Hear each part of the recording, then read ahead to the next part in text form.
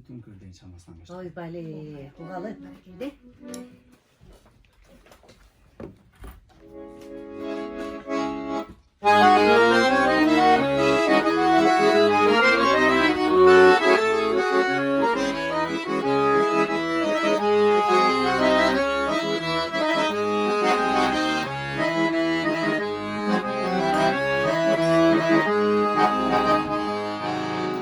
Orantın şat seni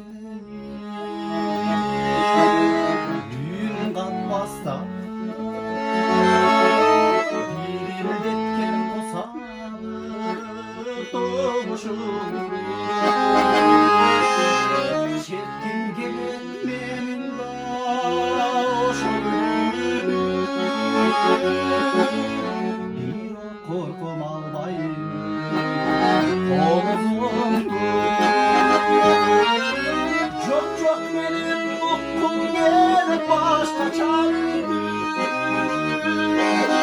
cazırmazdı canıma işemişti çok çok benim sezgin gelip kıynadı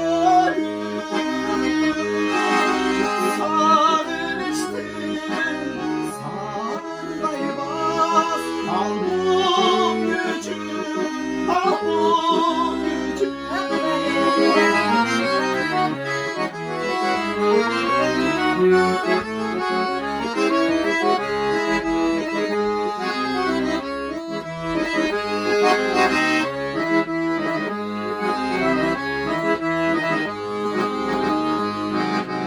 hoştur elim utandı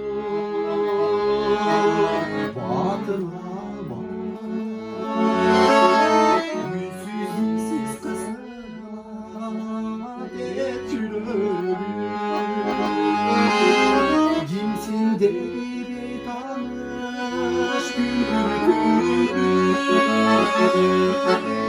sağlıçtan kusada alsılar çok benim mutlu gelip başta çağırdı